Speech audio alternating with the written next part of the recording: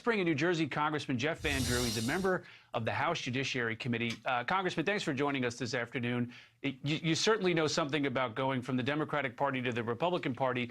Do you think that shot that we just saw there, a Kennedy on stage with the Republican nominee, is a way of a candidate getting fed up with Democratic policies, or is this simply something that the Democrats have alleged that Bobby Kennedy Jr. was just never really a Democrat here? No, let me tell you, he was a Democrat. He is a Democrat, but he was just tired of it. He's tired of Democrats being in the pockets of the big corporations.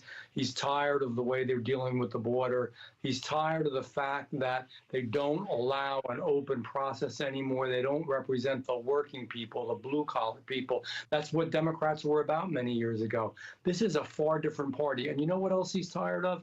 To be honest with you, we're all tired of. One thing you knew, there were differences between Republicans and Democrats, conservatives and liberals, but everybody loved America. The Democratic leadership that exists now is more concerned with billionaire internationalists and foreign countries than they are with our own American veterans and our own American workers. He's sick and tired of it. And, you know, seeing that picture of him there with Trump, man, that gives you goosebumps. It really does, because they differ on a lot of issues, but they both love America. Take a look at this poll here. This is from about a couple of weeks ago. Snapshot in time in what was then a six-way race. You've got Kamala Harris, the vice president, 45%, tied with the former president Donald Trump.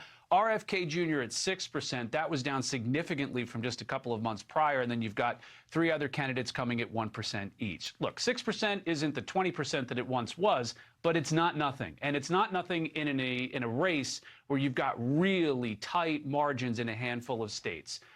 Where does this go? Where do these voters go? Do they follow him to the Trump camp? I think they do. I think the majority of them do. Remember, 2020, it was 0.06%, the difference between the two candidates when Donald Trump ran last time. 0.06. It literally boils down to just a couple of votes in every voting precinct in America.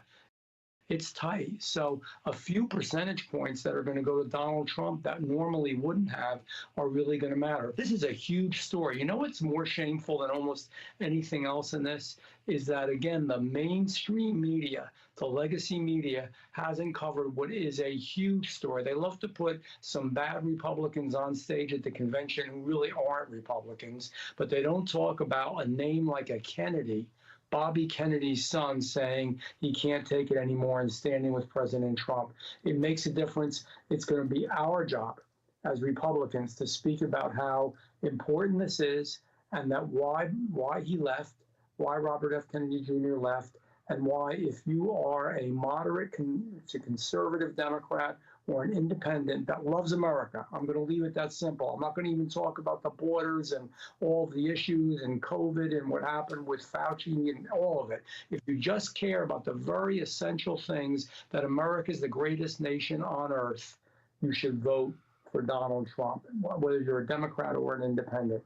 And that's what some of these folks need to understand, because it's so important. You know, real quickly, I'm on the Judiciary Committee, like you said. We had to have a debate and discussion with the Democrats before they wanted to allow a Pledge of Allegiance to the flag of America. This is what Democrats represent today, and we had to have a damn vote on it, and we won. We got the vote, and we got to say the pledge before you start every Judiciary Committee meeting. But look how far off track they are.